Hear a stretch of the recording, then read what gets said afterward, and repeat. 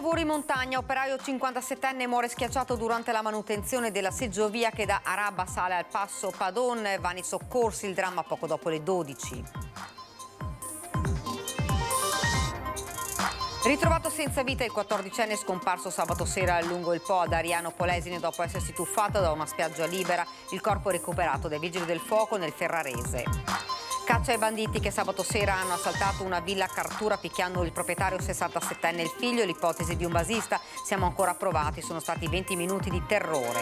A coltella l'ex moglie 39enne arrestato a Villafranca Padovana. La donna fortunatamente non è in pericolo di vita. L'uomo era tornato a casa dopo un anno e mezzo di allontanamento disposto dal giudice.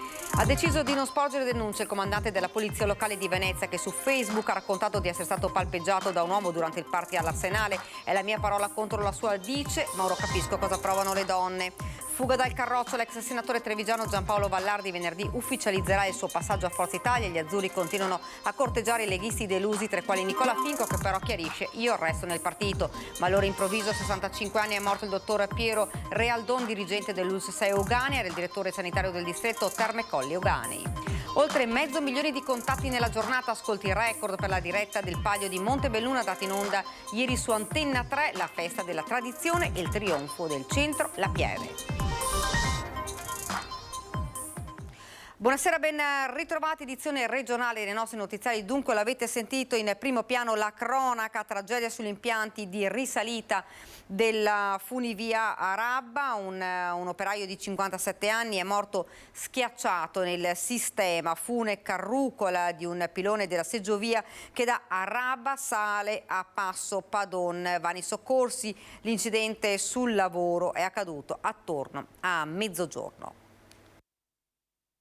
La tragedia si è consumata poco prima di mezzogiorno. Lo scenario, quello attraversato dagli impianti di risalita della società Funivie Araba. Il luogo maledetto un pilone, il 13° della seggiovia Padon 1 che sale da Araba verso il passo Padon. È lì che ha trovato la morte Massimo Crepaz, operaio dipendente della Funivie Araba, addetto alle manutenzioni degli impianti. L'uomo, 57 anni, di Livinallongo del Col di Lana, sarebbe rimasto impigliato nel sistema fune carrucola per cause che l'autorità giudiziaria con i tecnici dello Spisal, dell'ULSS Dolomiti stanno accertando. Fondamentale la testimonianza del collega che si trovava a bordo del carrellino utilizzato per i lavori di manutenzione sugli impianti di risalita. È stato lui sotto shock a lanciare l'allarme che ha fatto convergere in zona i soccorritori. È lì soccorso di Bolzano e di Pieve di Cadore, con le squadre del soccorso alpino della Val Pettorina e di Livinallongo. A questi ultimi il compito di recuperare il corpo della vittima rimasto impigliato alla fune dell'impianto. La salma di Massimo Crepaz è stata trasferita al passo Fedaia e affidata ai carabinieri e al carro funebre. Non è escluso che la magistratura, dopo gli accertamenti esterni, possa decidere per un'autopsia. Un incidente, l'ennesimo sul lavoro, che si aggiunge alla lunga lista di morti bianche che continuano a lasciare profonde ferite nel paese e che interrogano sulla sicurezza nei luoghi di lavoro. Ieri era l'ultimo giorno di apertura estiva degli impianti di risalita nel comprensorio di Araba Passo Padon. Questa mattina le squadre che si occupano della manutenzione in vista della stagione invernale si sono subito messe al lavoro, ma per l'operaio di 57 anni, stimato ex allenatore del Fodom Calcio, l'incontro con il destino è stato fatale. Un'altra vittima in montagna, questa volta a causa di un malore fatale. Attorno alle 13 un escursionista di 79 anni di Castel Guglielmo in provincia di Rovigo si è accasciato mentre con la moglie una coppia di amici stava scendendo dal rifugio L'Aresei all'altezza di Forcella Pradazzo. Un medico casualmente sul posto ha eseguito le prime manovre di rianimazione, vanno il tentativo così che all'arrivo di Falco 2 al personale sanitario sbarcato nelle vicinanze non è rimasto che constatare il decesso dell'uomo. La salma del 79enne è stata trasportata fino a Passo Valle, si è affidata al carro funebre. I soccorritori hanno poi riaccompagnato a valle la moglie e gli amici. Ed ancora cronaca, 2 tragedie a distanza di poche ore. È stato ritrovato oggi alle 12 il corpo del 14enne scomparso sabato sera lungo il Po ad Ariano Polesine. Ieri sera invece è stato recuperato senza vita il 27enne senegalese che si era tuffato nel lago di Garda. È stato trovato il corpo del 14enne scomparso sabato sera. A dare l'allarme intorno a mezzogiorno un bagnante. Sul posto, nei pressi del faro di Goro in provincia di Ferrara e la spiaggia dell'Isola dell'Amore, sono arrivati i vigili del fuoco e le forze dell'ordine. Del ragazzino si erano perse le tracce la sera del 2 settembre, quando il giovane si trovava in spiaggia nella zona dell'Isola dei Gabbiani ad Ariano Polesine. Le ricerche erano scattate subito, ma la speranza di poterlo ritrovare vivo sono terminate questa mattina. Il corpo è stato portato a Gorino a disposizione dell'autorità giudiziaria. Solo ieri sera un'altra tragedia ha segnato quest'estate veneta, l'ennesimo incidente sul lago di Garda. Dopo la morte di Anna Lorenza e Francesco Zanetti è stato trovato senza vita a 18 metri di profondità e a 330 metri dalla costa un giovane di origini senegalesi, 27enne, che si era tuffato sulla sponda veronese del Garda. Il ragazzo, che si trovava su una nave da mini crociera, aveva deciso di fare il bagno assieme ad altri turisti. Tutti erano tornati a bordo, a parte il 27enne. Immediate le ricerche, il giovane è stato trovato adagiato sul fondo dai sommozzatori dei Vigili del Fuoco di Trieste. Ed ora andiamo nel Padovano. Gli investigatori stanno cercando di far luce sulla violenta rapina ai danni di una famiglia di Cartura. Si cercano 4 stranieri. 25 minuti di terrore proprio, guarda, perché quando uno davanti con un coltello e un cacciavite, insomma, non c'è niente da dire. È ancora scosso il signor Roberto Martello, 67 anni, vittima, la notte di sabato, di una violenta rapina nella propria abitazione a Cartura, nella campagna padovana. 20 minuti che sembravano un'eternità, come ci ha confermato il figlio. 20 minuti in cui 4 malviventi sono entrati in casa, 3 li hanno spinti in taverna, dove la famiglia Martello ha una cassaforte, e proprio lì si sono diretti. Probabilmente sapevano dove andare a colpire. Da come sono scesi, sembra persone come avessero conosciuto o che conoscevano a casa. Qua c'erano le chiavi, eccole qua, che sono le mia moglie le mette qua di solito come sì, come tutti, insomma, che si accomoda. Mio figlio era in studio di qua, davanti al computer, aveva la porta chiusa. Sì, ecco, era qua insomma. E noi, ecco qua, questa è la taverna dove sono venuti che hanno la mia moglie è seduta qua, io sto facendo l'impiede telefonino, giro la testa, vedo sta gente che viene giù. Ci hanno minacciati continuamente, io sono andato con un amato per difendermi, per scoprirgli la faccia, lui ha dato uno spintone a mia moglie, automaticamente arriva mio figlio che si trovava in studio perché ha sentito dei rumori e anche lui l'hanno buttato per terra. E mio figlio ha cercato anche lui di aggredire via, ma loro avevano un coltello, un cacciavite. Questo lavorava appoggiato qua e 2 davanti qua, e sto divano qua ci hanno chiusi qua davanti, ha preso quella pentola di rame che era là, che le ho detto che ci ha battezzati, chiamiamolo così, e basta. Cosa potevamo fare? Perché dico, se riuscivo ad andare qua, avevo un coltello, come lo prendevo anch'io. Hanno staccato dal muro che avevamo dove viviamo, ecco, abbiamo così, e hanno staccato un pentolino e me l'ha dato sulla testa, me l'ha dato sulla spalla, mio figlio 2 botte sulla testa anche. Una quarta persona ha messo a soqquadro il piano superiore per cercare, con tutta probabilità, oro. Una furia, tanto che nel darsi alla fuga, rubando l'auto della famiglia, hanno strappato dal collo del signor Roberto anche una catenina d'oro. Mi ha dato strappato, aveva una catenina al collo, me l'ha strappata, e più anche a mia moglie le ha preso la mano, le ha portato via anche l'anello che aveva al dito. L'auto poi è stata ritrovata nella campagna di Maserà. I carabinieri al momento non escludono nessuna pista, nemmeno quella di un basista che abbia ricevuto qualche soffiata sulla presenza in casa di una cassaforte. Solidarietà alla famiglia Martello è arrivata anche dal presidente della regione Luca Zaia, che auspica una veloce soluzione e che si arrivi a chiudere il cerchio velocemente sui colpevoli. La famiglia Martello, intanto, cerca di andare avanti, nonostante la paura sia stata tanta. Signor Roberto, come sta adesso? Psicologicamente sono ancora un po' abbattuto perché non riesco a dormire via. Il dolore alla spalla, non riesco a alzare il braccio, questo lo muovo un po' perché ho ancora un dolore anche. E qua adesso ho cambiato cerotto anche stamattina, mi hanno detto di tenere, non bagnare. È dura. È dura, ecco, ha capito, psicologicamente non lo so. Accoltella l'ex moglie in camera da letto, 39enne arrestato per tentato omicidio a Villafranca Padovana. La donna fortunatamente non è in pericolo di vita. Era tornato a casa a Villafranca Padovana da pochi giorni, dopo essere stato allontanato dall'autorità giudiziaria dall'abitazione in cui viveva con la sua famiglia un anno e mezzo fa a seguito di una denuncia per maltrattamenti. Non è bastato però, perché ieri notte l'uomo, un 39enne, ha nuovamente aggredito l'ex moglie con un coltello mentre era a letto. Sul posto sono giunti i carabinieri allertati dal 118 che era stato contattato dalla donna. Da una prima ricostruzione, l'uomo avrebbe aggredito l'ex moglie con un coltello da cucina durante un litigio mentre era in camera da letto. Una tragedia sfiorata e annunciata. L'uomo, infatti, era già stato denunciato per maltrattamenti e allontanato da casa. Recentemente la coppia si era riavvicinata, probabilmente le promesse di lui di un possibile cambiamento avevano spinto la donna, solo venerdì scorso, a riaccoglierlo. La vittima è stata portata in pronto soccorso per le cure, mentre l'aggressore è stato rintracciato dai carabinieri nei pressi dell'abitazione. L'uomo è stato arrestato per maltrattamenti e lesioni aggravate ed è stato portato in carcere dai militari. Le forze dell'ordine invitano tutte le donne vittime di maltrattamenti a rivolgersi immediatamente a loro per scongiurare tragici epiloghi. Ha deciso di non sporgere denuncia il comandante della polizia locale di Venezia, che su Facebook ha raccontato di essere stato palpeggiato da un uomo durante una festa VIP di Giorgio Armani.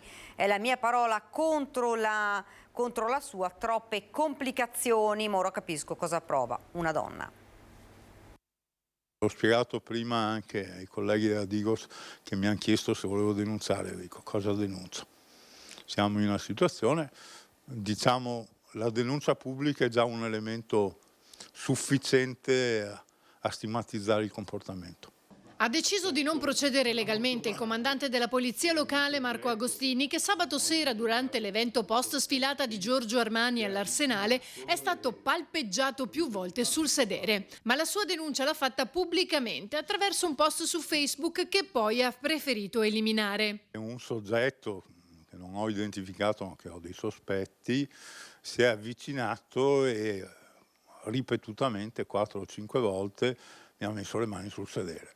Quando lo provi ti rendi conto che è una cosa particolarmente fastidiosa e che mette in difficoltà le persone.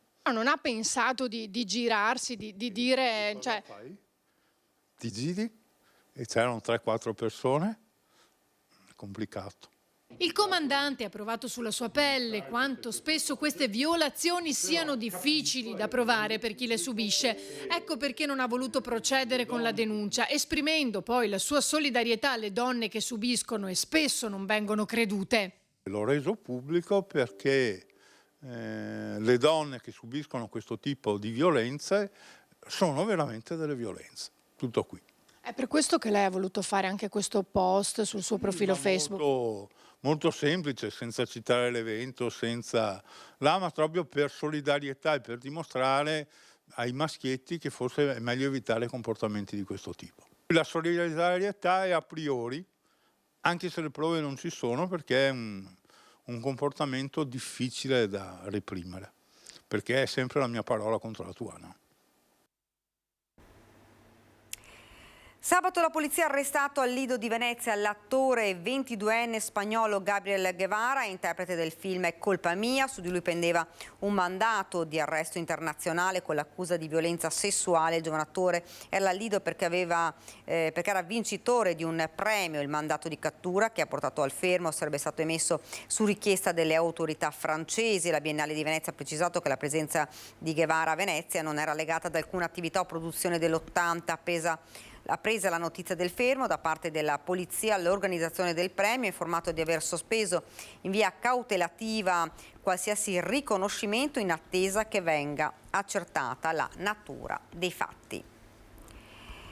Siamo alla politica, militanti scontenti in fuga dalla Lega, l'ultimo eclatante caso, quello dell'ex senatore trevigiano Giampaolo Vallardi. Venerdì il coordinatore regionale Flavio Tosi ne annuncerà il passaggio a Forza Italia. L'ufficialità alla notizia verrà data solamente venerdì, quando ad annunciare il passaggio dell'ex senatore Giampaolo Vallardi dalla Lega a Forza Italia sarà il coordinatore regionale degli Azzurri Flavio Tosi. Fino a quel momento bocche cucite, anche se il cambio di casacca è ormai cosa fatta. Vallardi, leghista storico della Marca Orientale, da amministratore a parlamentare, e questo rende naturalmente molto più significativo il suo addio al partito di Matteo Salvini. Questione di poltrone, sintetizza Cristian Schiavon, capogruppo del Carroccio ai 300. Io è da qualche tempo che dico, ma anche il romanticismo politico oramai, no? Si passa da una cosa a un'altra. Le motivazioni personali io non le conosco, i rapporti interpersonali tra Tosi, Vallardi o chi che sia io non li conosco, però se si promette la caramella al miele all'orso è difficile che l'orso dica non mangio la caramella, no? Quindi mi dispiace perché non c'è affezione politica. La campagna acquisti da parte di Forza Italia dopo quella massiccia di Fratelli d'Italia è in corso, e lo conferma il fatto che per uno che va un altro debba smentire e confermare che resta. È il caso del vicepresidente del Consiglio regionale Veneto, Nicola Finco, anche lui in odore di passare al partito di Antonio Tajani. Io smentisco categoricamente queste dichiarazioni, queste notizie che sono uscite negli ultimi giorni sulla stampa, in quanto sono leghista da 22 anni e sono cresciuto all'interno di questo movimento e non ho alcuna intenzione di cambiare partito o cambiare collocazione politica. Dispiace solo che spesso e volentieri il mio nome venga usato proprio per screditarmi con false notizie di stampa, proprio che mi vedrebbero passare da un partito all'altro. Sicuramente do fastidio a qualcuno, in quanto io sono sempre stata una persona, prima di tutto, che è stata eletta con i voti dei cittadini.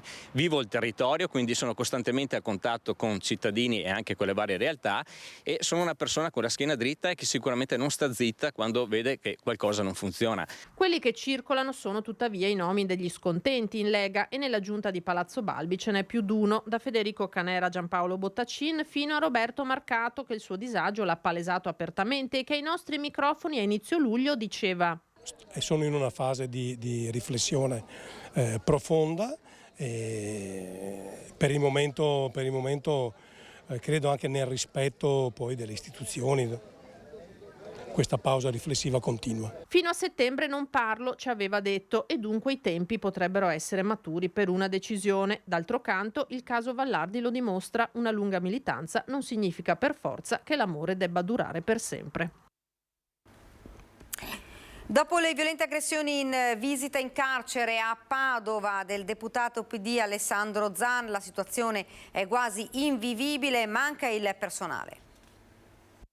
Dopo i casi di violenza commessi da detenuti nei confronti di agenti di polizia penitenziaria, l'onorevole del Partito Democratico, il padovano Alessandro Zan, è entrato nel carcere Due Palazzi per capire com'è la situazione. Abbiamo ascoltato le esigenze, le criticità espresse dal direttore, dai sindacati di polizia, dagli agenti di polizia penitenziaria, che hanno appunto chiesto con urgenza un aumento dell'organico, perché siamo sotto organico in questo carcere, e soprattutto che non ci sia l'inserimento di detenuti con pene brevi o detenuti psichiatrici che devono essere trattati con un trattamento a parte. Nel carcere di Padova al momento ci sono circa 650 detenuti a fronte di una capienza di 400.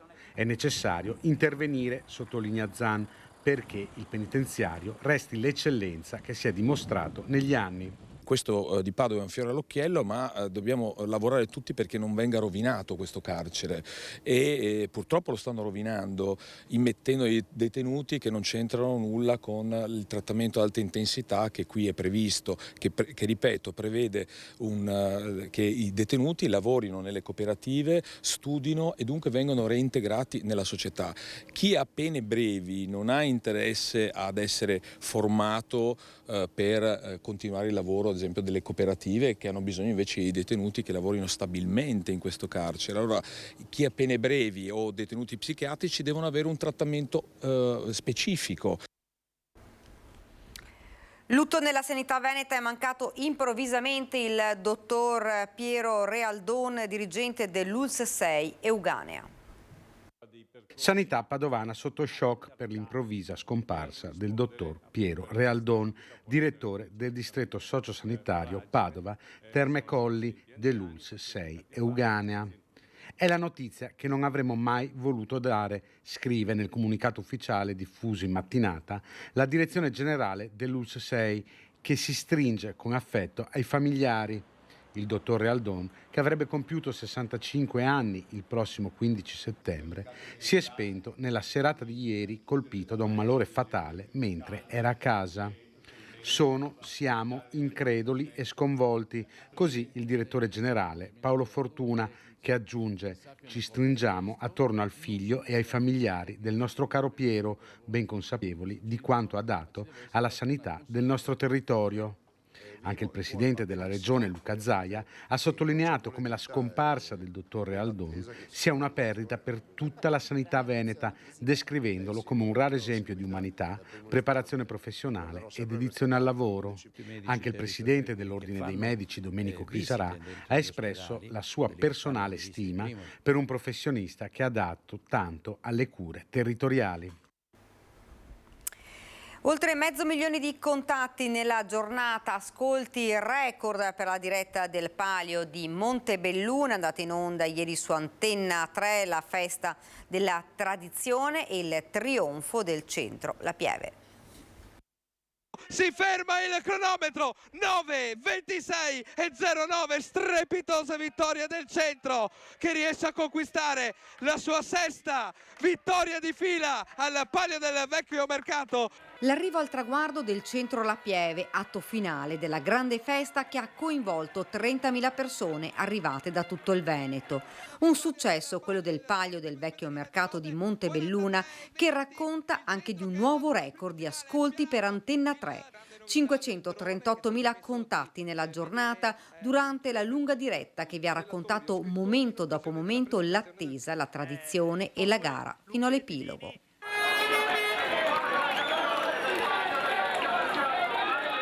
Abbiamo fame di vittoria, vogliamo vincere tutto e questo che ci spinge ad andare avanti.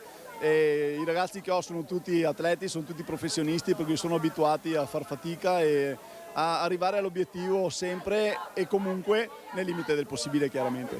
Una Montebelluna che ha festeggiato la 33esima edizione di una manifestazione sempre più seguita tra storia, tradizione e l'evento clou della competizione sportiva. Ci tengo a dire però che in generale il Palio ha alzato il livello, tante squadre hanno fatto molto meglio dell'anno scorso, a dimostrazione dello spirito di allenamento, dell'impegno, della grande passione che anima questi ragazzi e queste ragazze. Questo per noi è forse la cosa più importante di tutte. La gara è stata preceduta dalla sfilata storica che per il secondo anno è scesa dal Colle al Piano. E fra le centinaia di figuranti si è visto nelle ricostruzioni delle varie squadre uno spaccato della vita di Montebelluna tra la fine Ottocento e inizio Novecento. Ecco allora parroco e chierichetti, suore e allievi in grembiulino e vistosi fiocchi, i sarti al lavoro, le donne con l'ombrellino. È stata un'edizione veramente di carattere straordinaria, come l'era stata anche l'anno scorso. Uscivamo da un periodo di Covid, quindi vedere che comunque c'è una forte affluenza, questo non può che rendere il cuore pieno di gioia. Oltre 500.000 di contatti nella giornata, un altro record fiore all'occhiello per Media Nord-Est, che continua a raccontarvi i 1000 volti del nostro e vostro territorio. Pier Francesco Favino in una nostra intervista racconta il suo legame con la laguna e cosa rappresenta tornare sul red carpet del Lido con 2 film. Motori? Partito? Shack! Azione. Pier Francesco Favino torna alla Mostra Internazionale d'Arte Cinematografica di Venezia da vincitore 2 anni fa della Coppa Volpi come miglior attore. Quest'anno è protagonista addirittura in 2 film, Comandante di Edoardo De Angelis, che ha inaugurato la mostra, e Adagio di Stefano Sollima, entrambi in gara per il Leone d'Oro di Venezia 80. Ricordando quel giorno, ricordando anche quello che Venezia e la mostra rappresentano per me anche nella decisione di fare questo mestiere. Insomma, io venivo qui da spettatore, da ragazzo, E pensare di aver fatto questo percorso è meraviglioso, aver vinto la Coppa Volpi è una di quelle cose che capita a pochi e di cui sono orgogliosissimo, e aprire la mostra quest'anno è un orgoglio, e avere addirittura 2 film non me l'aspettavo. Si parla tanto nel film di legge del mare, e la legge del mare è precedente alla guerra ed è successiva alla guerra, ed è una legge che io personalmente credo sia una legge giustissima. Io non sono un politico, non mi devo occupare delle questioni che determinano questo, ma sono cresciuto abituato a tendere la mano a chi ha bisogno. Ringrazio i miei genitori per questa educazione e continuo a farlo. L'intelligenza artificiale ci avrà, come tutte le nuove tecnologie, la possibilità di salvarci per alcune cose, ma che va utilizzata con estrema attenzione in tanti campi, non solo il nostro.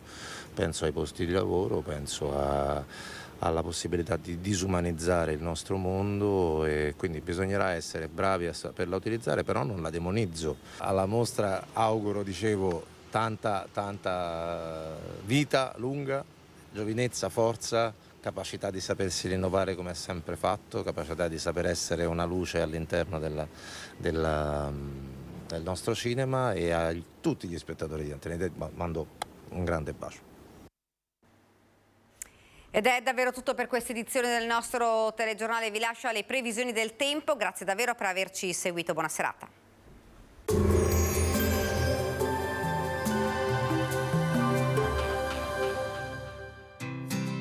L'Unic Star, le uniche pagliette antibatteriche in commercio, prodotte anche per i marchi più importanti, sia nazionali che internazionali.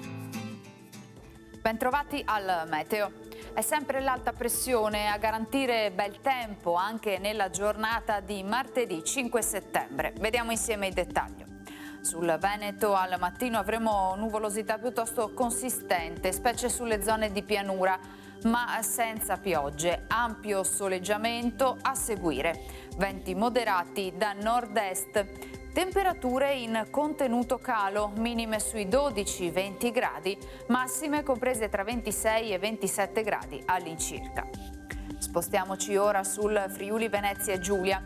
Anche in questo caso tanto sole, con cielo sereno o al massimo poco nuvoloso. Possibile una maggiore nuvolosità al mattino nel Tarvisiano e sulle prealpi Carniche. Temperature minime tra 11 e 17 gradi, massime sui 26-28 gradi. Infine diamo uno sguardo alla situazione del Trentino Alto Adige, dove avremo inizialmente nubi basse, poi in parziale diradamento con più sole. Temperature minime intorno ai 15-18 gradi, massime sui 27-31 all'incirca. Dal meteo di Antena 3 per ora è tutto, grazie per l'attenzione, arrivederci.